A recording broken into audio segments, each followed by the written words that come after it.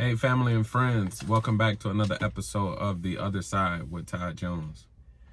Today, in this episode, we're going to be, I'm going to do a quick rundown on assets and liabilities. So we're going to switch it up a little bit and talk a little bit about finances.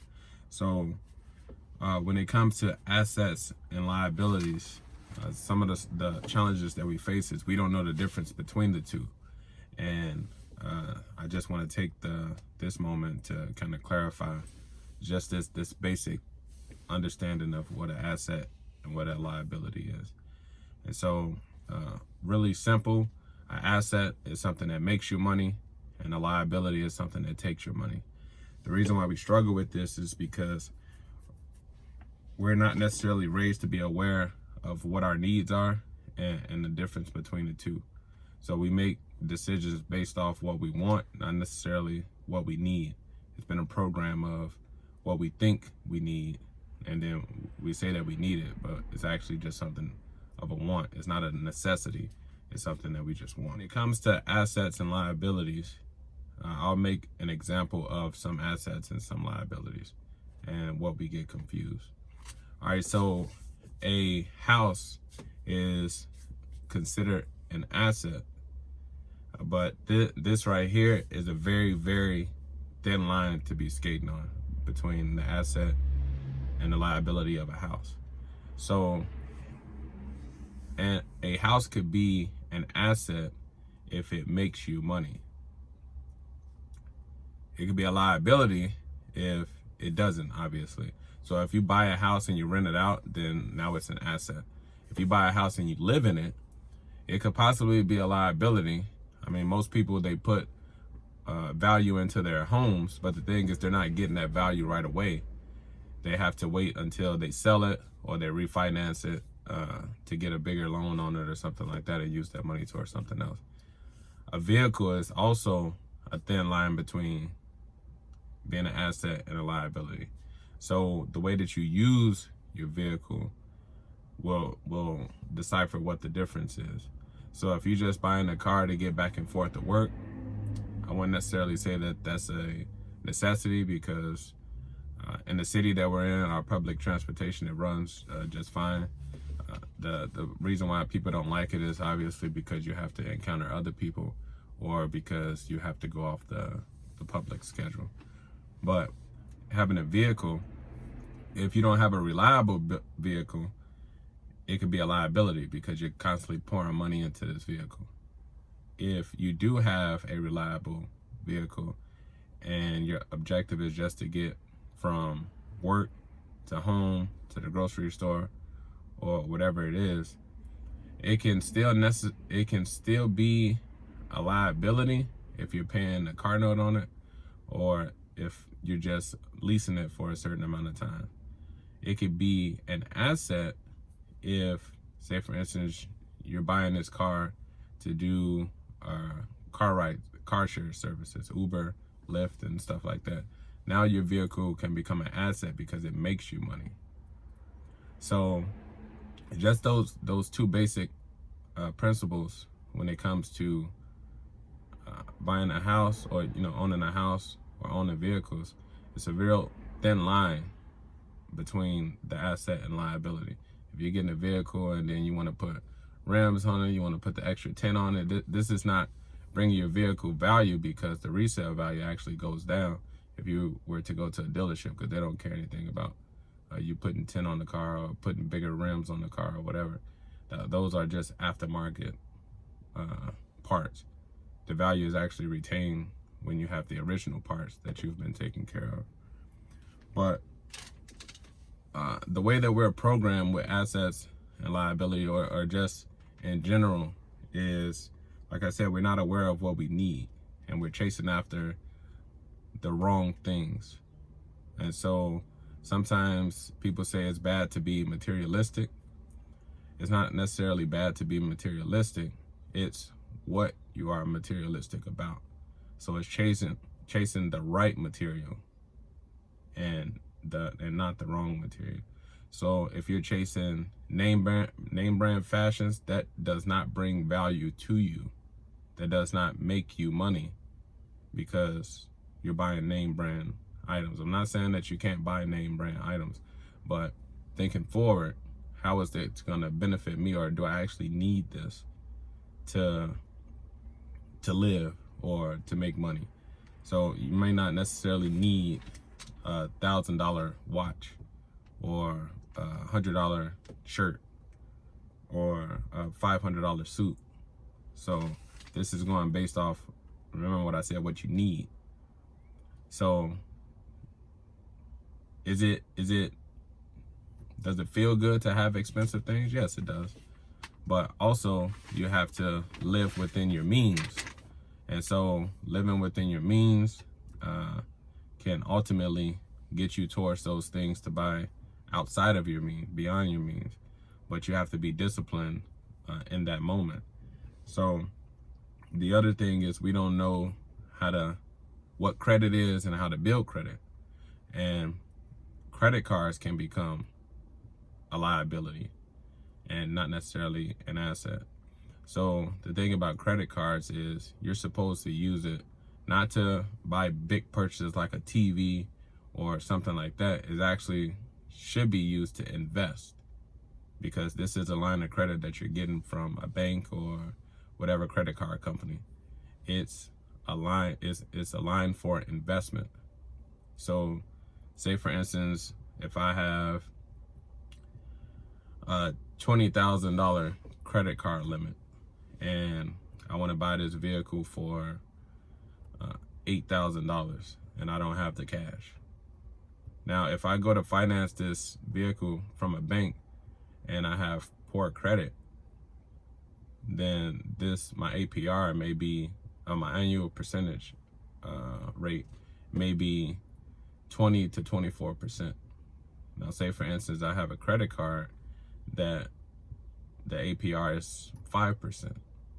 So obviously that's a big percent on how much interest you're going to be paying. Instead of financing it through the bank and paying that 24%, I can actually swipe my credit card and pay that back instead at a 5% interest rate. So I'm actually saving money, and I'm investing in this vehicle to help me get around. And then it also, like I said, it depends on what you're doing in the vehicle and how it's going to benefit you. I know I'm just spitballing a lot of different things because I'm not trying to make this video super long. But some of the effects that we have when it comes to not knowing is we end up with poor credit, we end up with a poor mindset, we end up being a slave to the job, and then we have no retirement. So the thing about poor credit when it comes to credit cards is you have to think long term. Now, when it comes to generational wealth, you're thinking long term. This is something that you're doing for your kids, right? Your future, your legacy. So typically, and this is just my advice, because I've seen it done. So the thing about credit cards, what you want to be aware of is when you're building your credit, you're setting up your credit for your kids. So what I mean by that is you get a credit card, right? And you start building your credit on this credit card. You make sure you don't have a late payment. You make sure everything is on time. You make sure that you're keeping this card in good standard. And then in the future, obviously, your credit limit increases and it continues to increase. The reason why other cultures or other people's families, they have those kids that they're 17, 18 with a 750, 800 credit score is because the parents are taking care of their credit.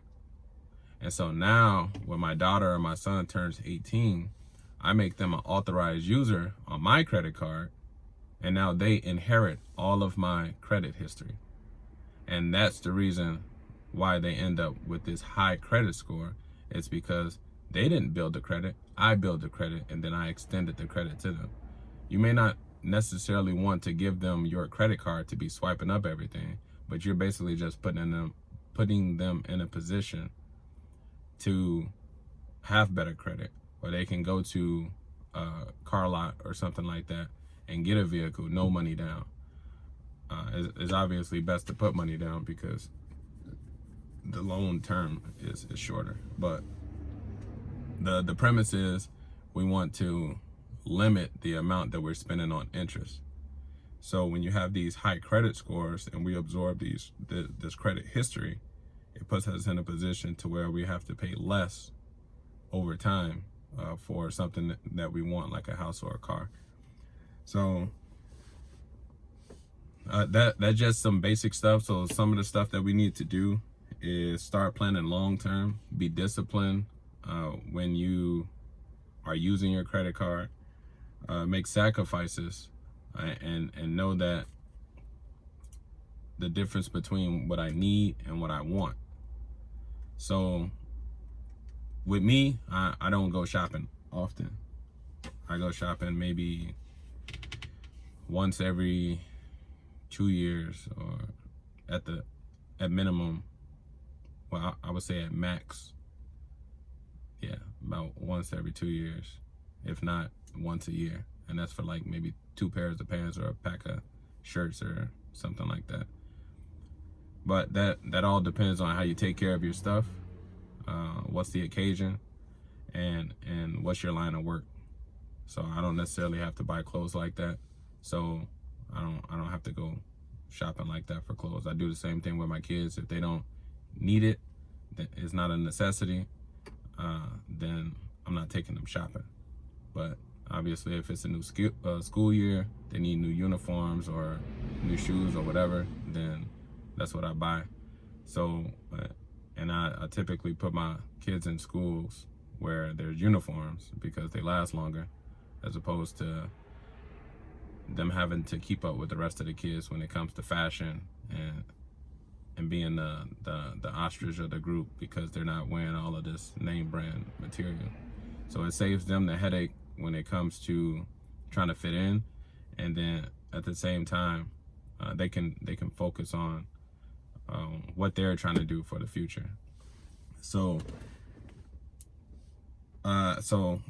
just going back over assets and liabilities. Assets is something that makes you money.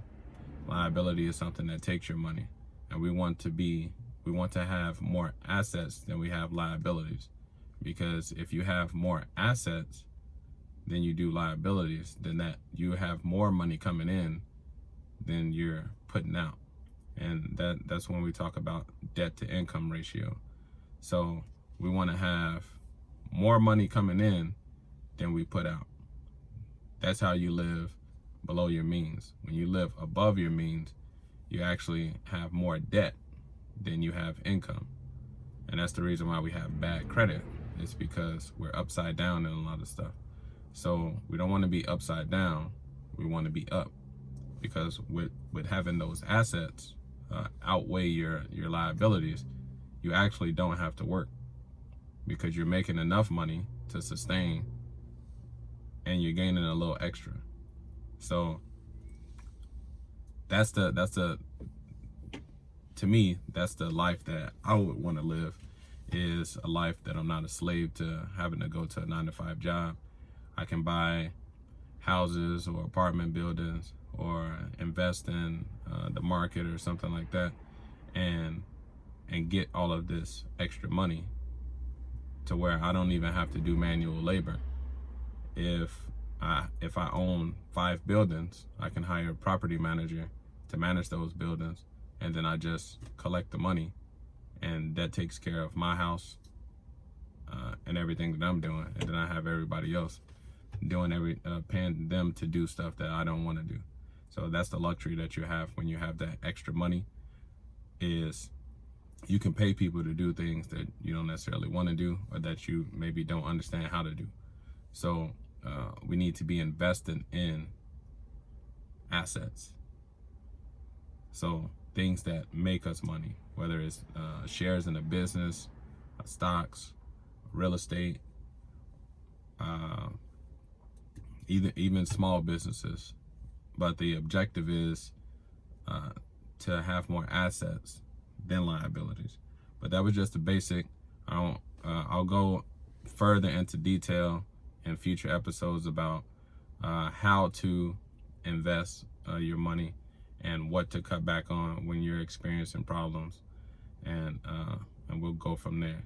But thank you all for listening. Make sure you comment, like, subscribe, hit that share button, and thank you for the support, and we'll get there. Let's continue to grow together.